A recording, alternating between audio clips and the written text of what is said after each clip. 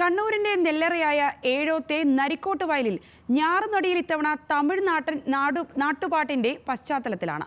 വയലിൽ പണി ചെയ്യാൻ ആളില്ലാതെ വന്നപ്പോൾ മറ്റ് സംസ്ഥാനങ്ങളിൽ നിന്നുള്ളവരാണ് കണ്ണൂരിലെ പലയിടങ്ങളിലും ഇപ്പോൾ കൃഷിപ്പണി ചെയ്യുന്നത്.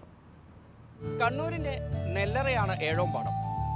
ഏഴോംപാടത്ത് കൃഷിയിറക്കുന്ന കാഴ്ചകൾ തേടിയെത്തിയതാണ്. ആ കാഴ്ചകൾക്കൊപ്പം സുന്ദരമായ തമിഴ് ഈരടികളും കേട്ടു. എന്താണ് ആ ഈരടികൾ എന്നല്ലേ കാണാം.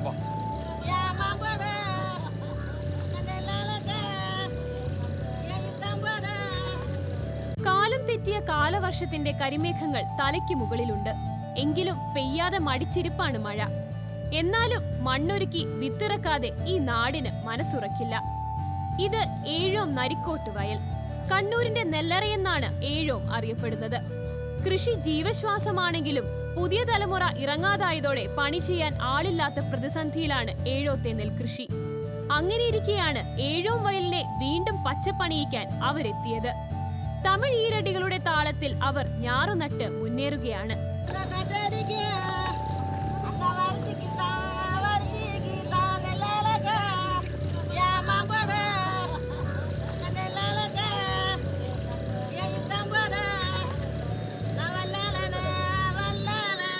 നെൽകൃഷി ചെയ്യാൻ നാട്ടിൽ ആളെ കിട്ടാതെ വന്നതോടെയാണ് തമിഴ്നാട്ടിൽ നിന്നുള്ള തൊഴിലാളികളെ ആശ്രയിച്ചു തുടങ്ങിയത്.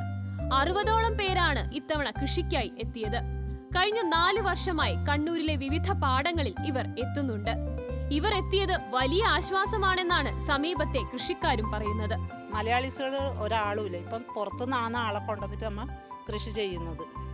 ഇപ്പം നമുക്ക് ഒരു 2 ഏക്കറോളം കൃഷിയുണ്ട്.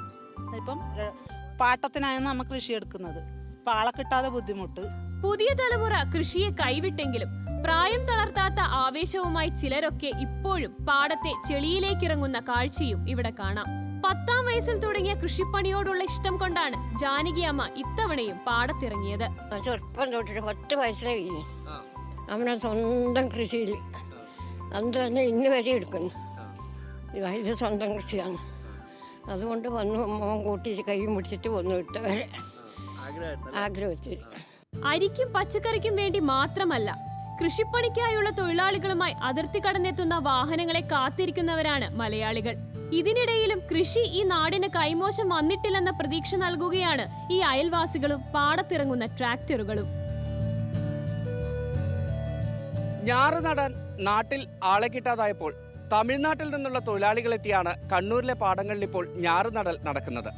ഒരുപക്ഷെ നമുക്കും പഠിക്കാവുന്നതേ ഉള്ളൂ, ചെയ്യാവുന്നതേ ഉള്ളൂ ഈ ജോലി. ഇത് നമ്മുടെ പുതിയ കാർഷിക സംസ്കൃതിയിലേക്കുള്ള ഒരു പാഠവും കാഴ്ചയുമാകട്ടെ എന്ന് ആശംസിച്ചുകൊണ്ട് മോനിഷ് മോഹനോടൊപ്പം നിഖിൽ അളവൂർ, ന്യൂസ് മലയാളം, കണ്ണൂർ.